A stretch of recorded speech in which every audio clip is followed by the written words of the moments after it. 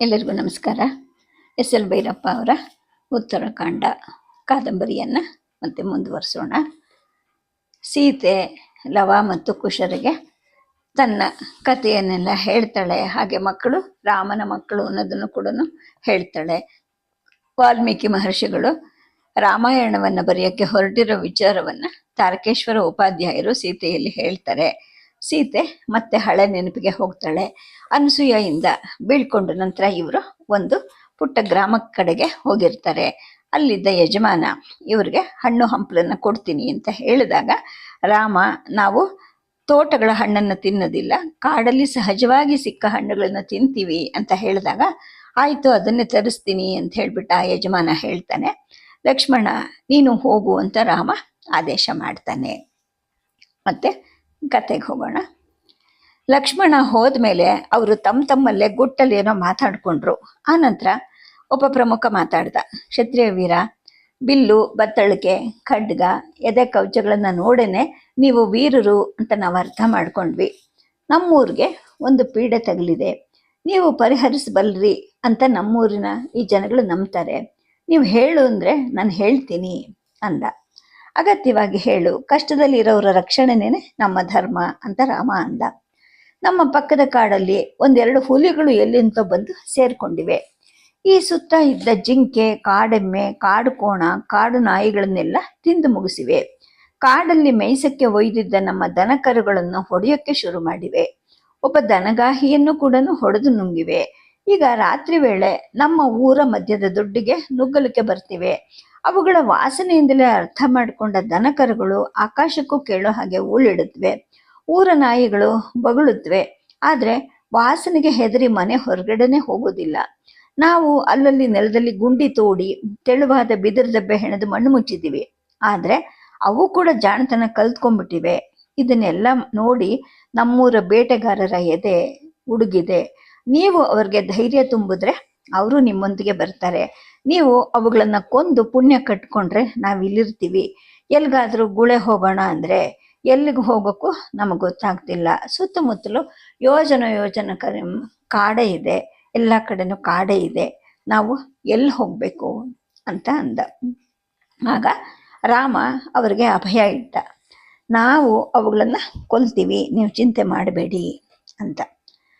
ಮರುದಿವಸ ಬೆಳಗ್ಗೆ ಆ ಊರಿನ 10-15 ಯುವ ಮತ್ತು ಮಧ್ಯ ವಯಸ್ಸಿನ ಗಂಡಸರು ಈಟಿ, ಭಲ್ಲೆ, ಕತ್ತೆಗಳನ್ನು ಹಿಡ್ಕೊಂಡು ರಾಮ ಲಕ್ಷ್ಮಣರ ನಾಯಕತ್ವದಲ್ಲಿ ಕಾಡನ್ನು ಹೊಕ್ಕರು. ನನ್ನ ಯೋಗಕ್ಷೇಮ ನೋಡ್ಕೊಳ್ಳೋಕ್ಕೆ, ಅದಕ್ಕಿಂತ ಹೆಚ್ಚಾಗಿ ನನ್ನನ್ನು ಹತ್ತಿರದಿಂದ ನೋಡಿ ಮಾತಾಡಿಸೋ ಕುತೂಹಲದಿಂದ ಊರಿನ ಬಹುತೇಕ ಎಲ್ಲ ಹೆಂಗಸರು, ಹೆಣ್ಮಕ್ಳು ನನ್ನ ಸುತ್ತ ಕೂತ್ಕೊಂಡ್ರು. ಅವರ ನೆಟ್ಟ ಕಣ್ಣುಗಳು ನನ್ನ ಮೇಲಿದ್ವೋ ಅಥವಾ ನನ್ನ ಆಭರಣಗಳ ಮೇಲಿದ್ವೋ ನನಗೆ ಖಚಿತವಾಗಿ ಗೊತ್ತಾಗ್ಲಿಲ್ಲ. ಎಲ್ಲರೂ ಮಂಡಿಯಿಂದ ತುಸು ಕೆಳಕ್ಕೆ ಬರೋ ಹಾಗಂತಹ ಪಾವಡ ಉಟ್ಕೊಂಡಿದ್ರು. ಕೊರಳಿಗೆ ಕವಡೆ ಮಣಿಗಳು, ಕೈಗೆ ದಂತದವು ಅಂತ ಕಾಣೋ ಹಾಗೆ ಇದ್ದಂತಹ ಬಳೆಗಳು ಹಾಕ್ಕೊಂಡಿದ್ರು. ಅವ್ರುಗಳೆಲ್ಲ ನನ್ನ ಆಭರಣಗಳನ್ನ ಮೆಚ್ಚುಗೆಯಿಂದ ಮುಟ್ಟಿ ನೋಡಿದ್ರು. ಅವನ್ನ ಕದಿಯೋದು ಅಥವಾ ಕಿತ್ಕೊಳ್ಳೋ ಮನಸ್ಸು ಯಾರಲ್ಲೂ ಇರಲಿಲ್ಲ. ಯಾವ ಊರು, ತವ್ರ ಮನೆ ಯಾವುದು ಎಲ್ಲವನ್ನು ವಿಚಾರಿಸ್ಕೊಂಡ್ರು. ನಾನು ತಂದೆ ಮತ್ತು ಕೂಡಿದ ಮನೆಗಳ ರಾಜತ್ವದ ಬಗ್ಗೆ ಅಲ್ಲಿ ಬಾಯಿ ಬಿಡಲಿಲ್ಲ. ಕ್ಷತ್ರಿಯ ಜಾತಿ ಅಂತ ಮಾತ್ರ ಹೇಳಿದೆ.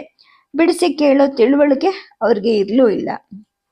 ನನ್ನ ಎದುರುಗಡೆನೆ ಸುಮಾರು ನನ್ನ ವಯಸ್ಸಿನ ಒಬ್ಬ ಹೆಂಗಸು ಕೂತಿದ್ಲು. ಅವಳು ತೊಡೆ ಮೇಲೆ ಒಂದು 7-8 ತಿಂಗಳ ಮಗುವನ್ನು ಮಲಗಿಸ್ಕೊಂಡು ಹಾಲು ಉಡಿಸ್ತಾ ಇದ್ಲು. ಬೇರೆಯವ್ರ ಎದುರಿಗೆ ಮೊಲೆಯನ್ನು ಬಿಟ್ಕೊಂಡು ಉಡಿಸ್ಬಾರ್ದು ಅನ್ನೋ ನಾಚಿಕೆ ಈ ಜನಗಳಲ್ಲಿ ಇಲ್ವಾ ಅಂತ ನನಗನ್ನಿಸ್ತು. ಹಸವನ್ನ ಬೇಗ ಇಂಗಿಸ್ಕೊಳ್ಳೋ ಆತರದಲ್ಲಿ ಆ ಮಗು ತಾಯಿ ಮೊಲೆಯನ್ನು ಚೀಪ್ತಾ ಇತ್ತು. ಅದು ಹೀರಿಕೊಳ್ಳುವುದಕ್ಕೆ ಸಂವಾದಿಯಾಗಿ ಅವಳ ಮುಖದಲ್ಲಿ ಹಗುರಗೊಳ್ಳುವಂತಹ ಸಂತೋಷ ಉಕ್ತಾ ಇತ್ತು. ಬೇರೆಯವರ ದೃಷ್ಟಿ ನನ್ನ ಮೇಲಿದ್ರೆ ನನ್ನ ಕಣ್ಣು ಅವಳ ತುಂಬು ಮೊಲೆ ಮೇಲೆ, ಅವಳ ಶಮನದ ಶಾಂತಿಯ ಮುಖದಲ್ಲಿ ಇತ್ತು. ಹಾಗೆ ದಿಟ್ಸೋದು ಅಸಭ್ಯ ಅನ್ನೋ ಭಾವನೆ ಕೂಡ ಈ ಜನಗಳಲ್ಲಿ ಇಲ್ಲ ಅನ್ನೋ ಭಾವನೆ ನನ್ನ ಮನಸ್ಸಿಗೆ ಹಾಗೆ ನೋಡೋ ಸ್ವಾತಂತ್ರ್ಯವನ್ನ ಕೊಡ್ತು. ಹೆಂಗಸರು ಮಗುವಿಗೆ ಹಾಲೋಡಿಸೋದನ್ನ ನಾನು ಈ ಮೊದಲು ನೋಡಿರ್ಲಿಲ್ವೇನಲ್ಲ. ನಮ್ಮ ಕಡೆ ಗಂಡಸರು ಇಲ್ಲದೆ ಇದ್ರೆ ಬೇರೆ ಹೆಂಗಸರಿಗೆ ಎದುರಿಗೆ ಕೂತು ಹಾಲೋಡಿಸೋದು ಸಹಜವೇ ಇತ್ತು. ಆದರೆ ಸೆರಗನ್ನ ಮುಚ್ಕೊಳ್ತಾ ಇದ್ರು.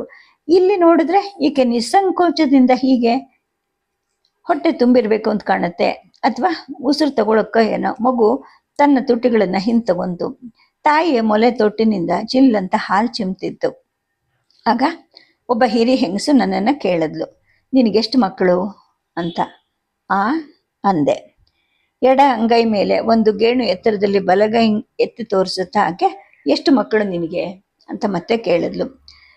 ನನಗೆ ತಕ್ಷಣ ಉತ್ತರ ತಿಳಿಲಿಲ್ವಾ ಅಥವಾ ಮನಸ್ಸು ಕಟ್ಕೊಂಡಿತ್ತೋ, ಮೂಕಳ ಹಾಗೆ ಅವಳ ಮುಖ ನೋಡಿದೆ. ಅವಳ ಮುಖದಲ್ಲಿ ಒಂದು ರೀತಿಯ ಅನುಕಂಪ ಕಾಣಿಸ್ತು. ಎಲ್ಲ ಹೆಂಗಸರ ಮುಖದಲ್ಲೂ ಅಯ್ಯೋ ಪಾಪ ಅನ್ನುವಂತಹ ಭಾವ ಇತ್ತು. ಎಡಗೈಯನ್ನು ಗದ್ದಕ್ಕೆ ಊರಿ ಕೊಟ್ಕೊಂಡು ಕೂತ್ಬಿಟ್ರು ಎಲ್ರು. ಪ್ರಶ್ನೆ ಕೇಳಿದೆ ಹಿರಿ ಹೆಂಗಸು, ಬಾ ಪೂಜೆ ಮಾಡಿಸ್ತೀವಿ ಅಂತ ಮೇಲಿದ್ಲು. ನನ್ನ ತೋಳು ಹಿಡಿದು ಎಬ್ಸಿದ್ಲು. ಸರೋವರದ ಕಡೆಗೆ ಊರು ಮುಂದೆ ಹೊರವಾಗಿ ಬೆಳೆದಿದ್ದಂತಹ ಒಂದು ಅಶ್ವತ್ಥ ವೃಕ್ಷ ಇತ್ತು. ಅದಕ್ಕೆ ತಗಲ್ಕೊಂಡಿರೋ ಹಾಗೆ ಬೇವಿನ ಮರ ಇತ್ತು. 2 ವೃಕ್ಷಗಳ ಕಾಂಡಗಳಿಗೂ ಅರಿಶಿನ ಬಳಿದು ಪೂಜೆ ಮಾಡಿದ್ರು.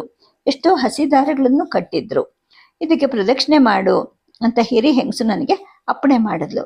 14 ವರ್ಷದ ಅವಧಿ ಕಳೆಯೋ ತನಕ ನಾನು ಗರ್ಭಿಣಿ ಆಗೋ ಅನುಮತಿ ಇಲ್ಲ ಅಂತ ತಕ್ಷಣ ಮನಸ್ಸು ತಡೆದ್ರೂ ಕೂಡ ಸಂಪಾದಿಸಿದ ಪುಣ್ಯವನ್ನು ಮೀಸಲಿಟ್ಕೊಂಡು ಸಕಾಲದಲ್ಲಿ ಬಳಸ್ಕೊಳ್ಳೋ ಕಾಮನೆಯಿಂದ ನಾನು 3 ಸಲ ಪ್ರದಕ್ಷಿಣೆ ಮಾಡಿದೆ. ಅಷ್ಟರಲ್ಲಿ ಹತ್ತಿರದ ಮನೆಯ ಹೆಂಗಸು ಓಡ್ ಹೋಗಿ ಒಂದು ಹಸಿ ನೂಲನ್ನು ತಂದ್ಲು. ಅವರು ಹೇಳಿದ ಹಾಗೆ 2 ವೃಕ್ಷಗಳನ್ನು ಒಂದುಗೂಡಿಸಿ ಬಳಲಿಸಿ ಕಟ್ಟಿದೆ. ತಾಯಿಯರಾಗಿದ್ದ ಹೆಂಗಸರೆಲ್ಲ ನನ್ನ ಕೆನ್ನೆ, ಕುತ್ತಿಗೆ, ಕೈ, ಮುಂಗಾಲುಗಳಿಗೆ ಕಲಸಿದ್ದಂತಹ ಅರಿಶಿಣದ ಹಿಟ್ಟನ್ನು ಹಚ್ಚಿದ್ರು. ಒಬ್ಬ ಹೆಂಗಸು ನನ್ನ ತಲೆಗೆ ಮುಡ್ಕೊಂಡಿದ್ದಂತಹ ಬೈತಲೆ ಸರ, ನಾಗರ, ಕುಚ್ಚು ಎಲ್ಲವನ್ನು ತೆಗೆದು ಒಂದು ಶಾರೆಯಷ್ಟು ಎಳ್ಳೆಣ್ಣೆಯನ್ನು ಸುರಿದು ತಿಕ್ಕಿದ್ರು. ಇನ್ನಿಬ್ರು ಎಣ್ಣೆ ನೆತ್ತಿ ಒಳಗೆ ಇಳಿಯೋ ಹಾಗೆ ತಟ್ಟತೊಡಗಿದ್ರು. ನನ್ನ ಕಣ್ಣುಗಳಿಂದ ಶಾಖ ಜಿನ್ಗಕ್ಕೆ ಆರಂಭ ಆಯಿತು. ಹತ್ತಿರದ ಒಂದು ಮಾಳಿಗೆ ಮನೆಯ ಸ್ನಾನದ ಕೊಠಡಿಗೆ ನನ್ನ ಕರ್ಕೊಂಡು ಹೋದ್ರು. 2 ಹೆಂಗಸರು ಮಾತ್ರ.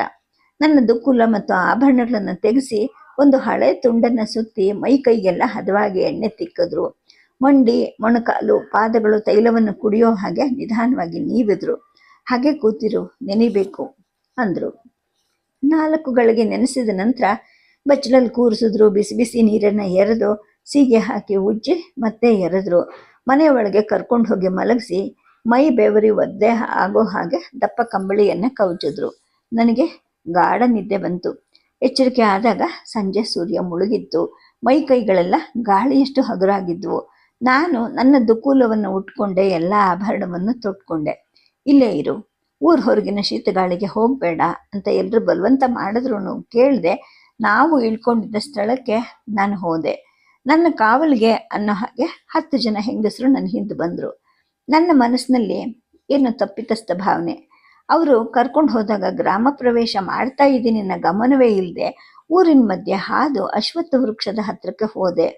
ಅವರು ಮಾಡಿಸಿದ ಪೂಜೆಯಲ್ಲಿ ಮೈ ಮರೆತೆ ತೈಲ ಮರ್ದನ ಮಾಡಿಸ್ಕೊಂಡೆ. ಮಿಥಿಲೆ, ಅಯೋಧ್ಯೆಗಳ ನೆನಪಲ್ಲಿ ಮುಳುಗ್ಬಿಟ್ಟಿದ್ದೆ. ಅಭ್ಯಂಗನ ಮಾಡೋದು, ಮನೆ ಒಳಗಿನ ನಿದ್ರೆ ಇವೆಲ್ಲ ನಿಯಮಕ್ಕೆ ವಿರುದ್ಧವಾದದಲ್ವಾ?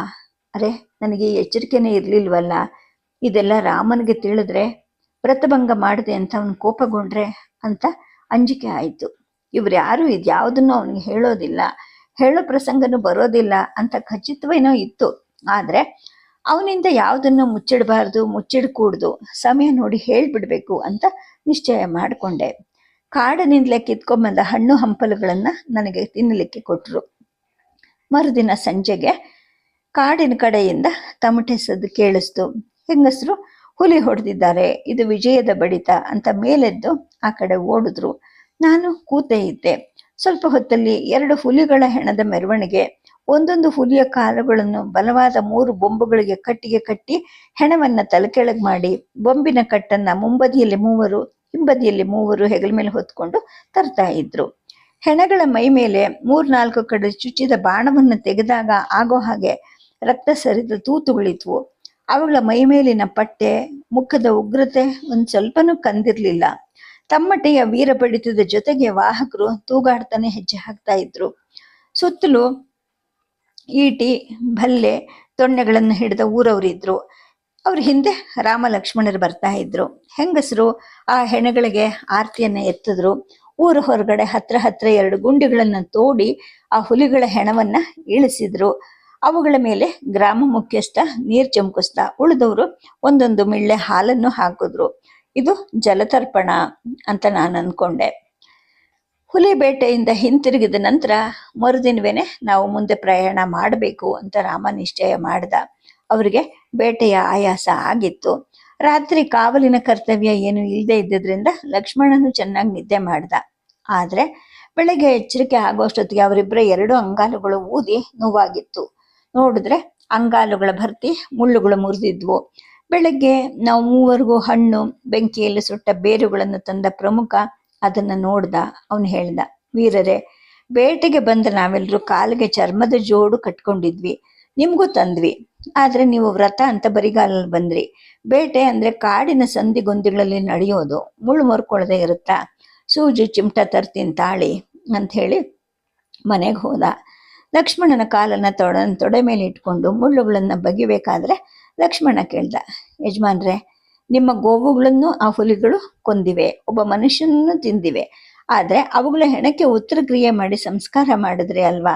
ಪ್ರಾಣಿಗಳಲ್ವಾ ಅವು? ಏನಿದು ಅಂತ ಕೇಳ್ದ.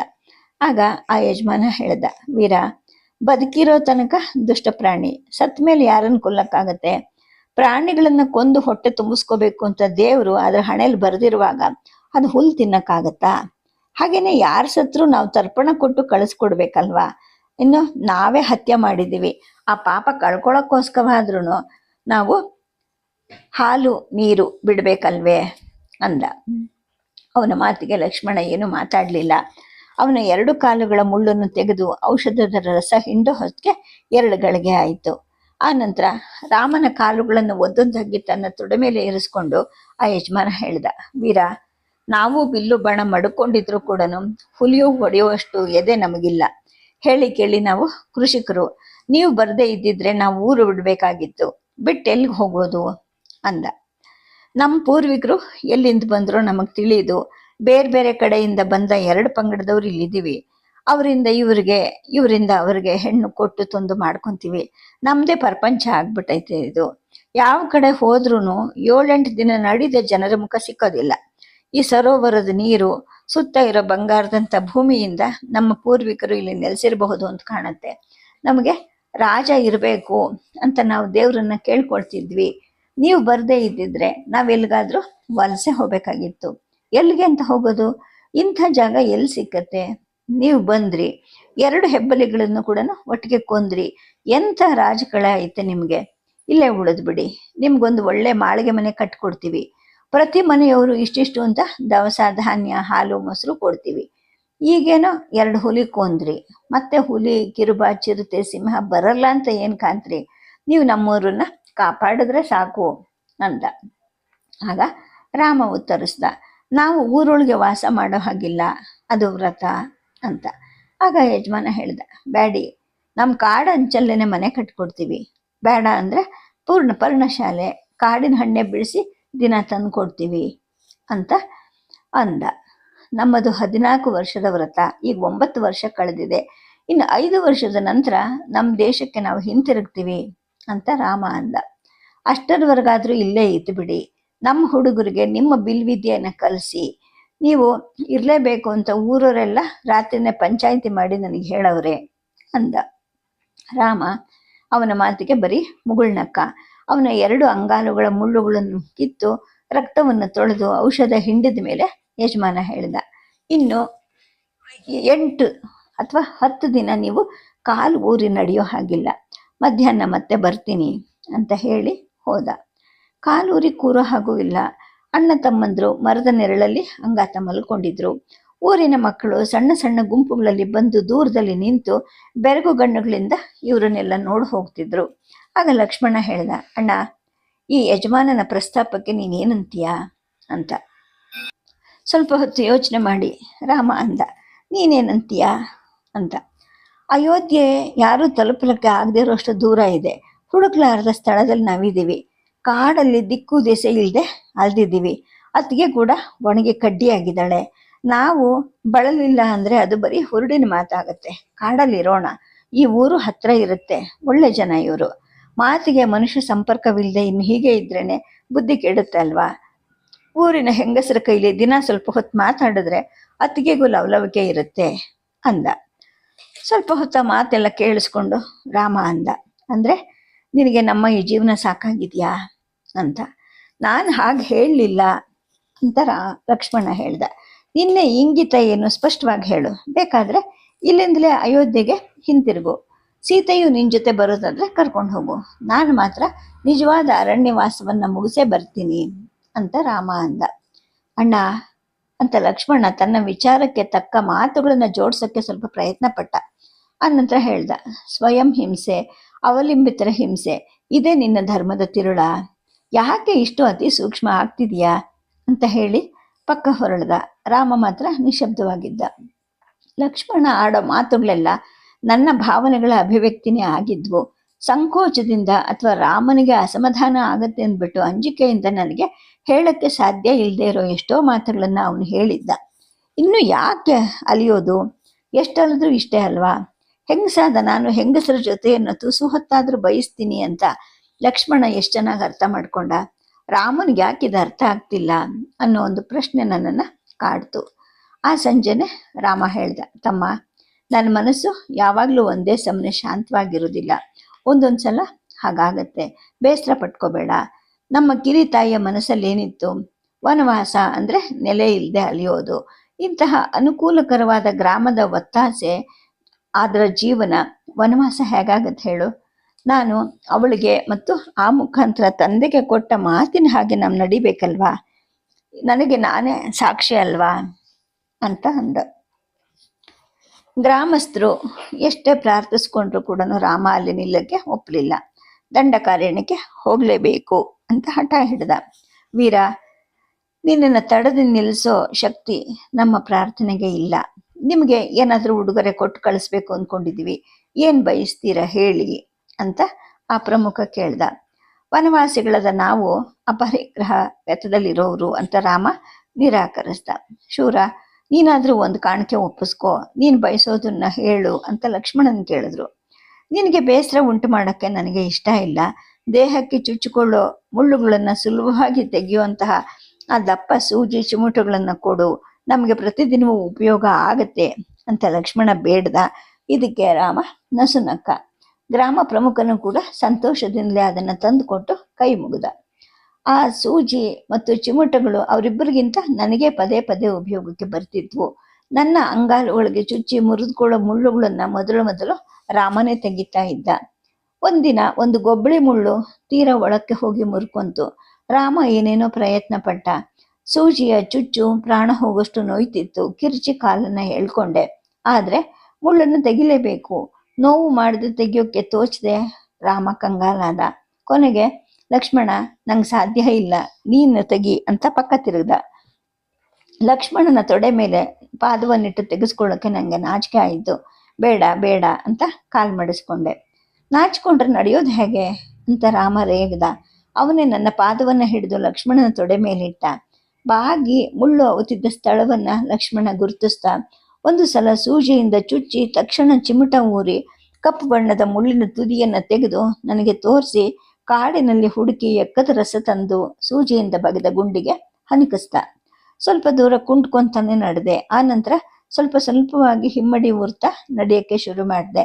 ಅಂದಿನಿಂದ ದಿನಕ್ಕೆ ಒಂದೆರಡು ಸಲವಾದರೂ ಅವನನ್ನು ನಾನೇ ಕೂಗಿ ಮುಳ್ಳು ತೆಗೆಸ್ಕೊಳ್ಳೋದು ನಂಗೆ ರೂಢಿ ಆಗೋಯ್ತು. ಅವನ ಬಗೆಗಿದ್ದ ಸೆಲಿಗೆ ಅಕ್ಕರೆಗಳು ನನಗೆ ಇನ್ನಷ್ಟು ಆಳವಾದವು. ಅತ್ತಿಗೆಯಾದ ನಾನು ವಾವಿಯಲ್ಲಿ ಅವನಿಗಿಂತ ಹಿರಿಯಳು. ಅವನು ನನ್ನ ಕಾಲು ಮುಟ್ಟೋದು ಕ್ರಮನೇನೆ. ಆದರೆ ವಯಸ್ಸಲ್ಲಿ ನನಗಿಂತ ದೊಡ್ಡವನಾದ್ರೂ ಕೂಡ ರಾಮನಿಗಿಂತ ಕೇವಲ 6 ತಿಂಗಳಷ್ಟೇ ಕಿರಿಯ ಅವನು. ಅವನು ನನ್ನಿಂದ ಕಾಲು ಮುಟ್ಟಿಸ್ಕೊಳ್ಳೋ ಅಂತಿಲ್ಲ. ಇಷ್ಟಕ್ಕೂ ನನಗೆ ಮುಳ್ಳು ತೆಗಿಯೋಕ್ಕೂ ಬರೋದಿಲ್ಲ. ರಾಮ ಅವನ ಕಾಲು ಮುಟ್ಟಿ ಮುಳ್ಳು ತೆಗೆದ್ರೆ ಕ್ರಮ ತಪ್ಪೋದಿಲ್ಲ, ಯಾಕೆಂದ್ರೆ ಅವರಿಬ್ರು ಅಣ್ಣ ತಮ್ಮಂದ್ರು.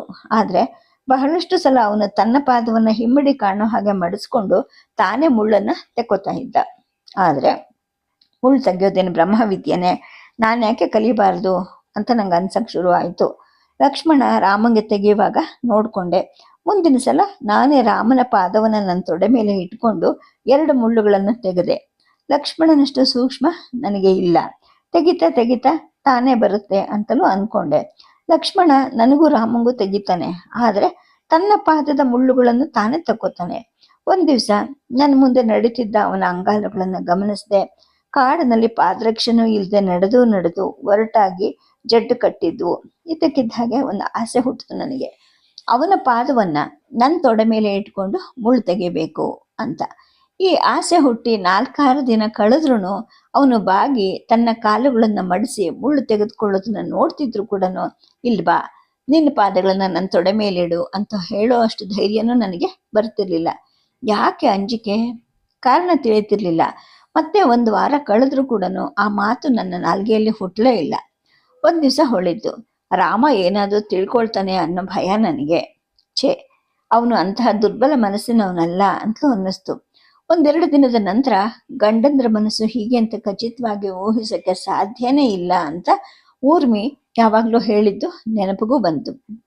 ಸರಿ, ಅಲ್ಲಿಂದ ಮುಂದೆ ಲಕ್ಷ್ಮಣನ ಅಂಗಾಲಿನ ಮುಳ್ಳನ್ನು ತೆಗೆಯೋ ಆಸೆಯನ್ನ ನಾನು ಅದುಮೆ ಬಿಟ್ಟೆ. ಗುಡ್ಡಗಳ ಸಾಲು, ಗುಡ್ಡಗಳು ಬೆಟ್ಟಗಳಾದವು. ಕೆಲವು ಕಡೆ ಬೆಟ್ಟಗಳು ಪರ್ವತಗಳೇನೋ ಅನ್ನೋ ಹಾಗೆ ಎತ್ತರವಾಗಿದ್ವು. ಒಂದು ಬೆಟ್ಟದ ಸಾಲನ್ನು ಹತ್ತಿ ಕೆಳಗಿಳಿದ್ರೆ ವಿಸ್ತಾರವಾದ ತಪ್ಪಲಿನ ಕಾಡು ಸಿಗ್ತಿತ್ತು. ಅದನ್ನು ಹೊಕ್ಕು ದಾಟಿದ್ರೆ ಇನ್ನೊಂದು ಬೆಟ್ಟದ ಪಂಕ್ತಿ. ಯಾವ ಪಂಕ್ತಿನೂ ನೇರವಾಗಿಲ್ಲ, ಎತ್ತರನೂ ಒಂದೇ ಸಮ ಇರೋದಿಲ್ಲ. ಬೆಟ್ಟಗಳ ಮೈ ಮೇಲೆ ದೂರಕ್ಕೆ ಕಪ್ಪಗೆ ಕಾಣ್ತಾ ಇದ್ದಂತಹ ಹಸಿರು ಕಾಡುಗಳು. ಇದಕ್ಕಿದ್ದ ಹಾಗೆ ಹಸಿರಿಗೆ ಸ್ಥಾನವೇ ಇಲ್ಲದಂತಹ ಕರಿ ಹೆಬ್ಬಂಡೆಗಳು ಕಾಣಿಸ್ತಿದ್ವು. ನಾವು ಎತ್ತ ಹೋಗ್ಬೇಕು? ದಾರಿ ಮಾತ್ರ ಅಲ್ಲ, ದಿಕ್ಕು ಕೂಡ ತೋಚೋದೇ ಇಲ್ಲ. ಜನಸಂಚಾರ ಇದ್ರೆ ತುಳಿದು ದಾರಿ ಮೂಡೋದು, ಅಲ್ಲಿ ಏನೂ ಇರಲಿಲ್ಲ. ಸೂರ್ಯನ ಸ್ಥಾನವನ್ನು ನೋಡಿ ದಿಕ್ಕನ್ನು ನಿರ್ಣಯಿಸಬೇಕು. ರಾತ್ರಿ ಹೊತ್ತಲ್ಲಿ ನಕ್ಷತ್ರಗಳ ಸ್ಥಾನವನ್ನು ಗಮನಿಸಿ ದಿಕ್ಕನ್ನು ನಿರ್ಣಯಿಸಬೇಕು. ಹೀಗೆ ಹೋಗ್ತಾ ಇದ್ವಿ. ಯಾವುದೋ ತಪ್ಪಲಲ್ಲಿ ಒಂದು ಕಾಡು ಜನರ ಹಳ್ಳಿ ಕಾಣಿಸ್ತು. ರಾಮ ಲಕ್ಷ್ಮಣರು ಬಿಲ್ಲಿಗೆ ಹೆದೆ ಹೇರಿಸ್ಕೊಂಡೇನೆ ಬಳಿ ಸಾರಿದ್ರು. ಅವು ತೀರಾ ಅನಾಗರಿಕರ ಗುಡಿಸಲುಗಳಾಗಿದ್ವು. ನಮ್ಮನ್ನು ಕಂಡ ತಕ್ಷಣ ಒಬ್ಬ ಕಹಳೆಯಂತಹ ವಾದ್ಯವನ್ನ ಊದುದ, ಬೆಟ್ಟದ ಮೈಗೆ ತಾಕಿ ಪುಟಿದ ಹಾಗೆ ಗಟ್ಟಿ ಧ್ವನಿ ಮೊಳಗ್ತು. ಭಲ್ಲೆ ಈಟಿಗಳನ್ನ ಹಿಡ್ಕೊಂಡು 7-8 ಜನ ಗಂಡಸರು ಓಡ್ ಬಂದ್ರು. ಆದ್ರೆ ಯಾರು ನಮ್ಗೆ ಗುರಿ ಇಡ್ಲಿಲ್ಲ. ಹೆಂಗಸಾದ ನನ್ನನ್ನು ನೋಡಿ ನಾವು ದಾಳಿ ಮಾಡಕ್ಕೆ ಬಂದಿಲ್ಲ ಅಂತ ಅವ್ರು ಅರ್ಥ ಮಾಡ್ಕೊಂಡಿರ್ಬಹುದು. ಲಕ್ಷ್ಮಣ ಮುಂದೆ ಹೋಗಿ ಅವ್ರನ್ನ ಮಾತಾಡಿಸ್ದ. ಅವ್ರ ಭಾಷೆ ನನಗೆ ತಿಳಿಲಿಲ್ಲ, ಆದ್ರೆ ಅವನಿಗೆ ಅರ್ಥ ಆಯ್ತು.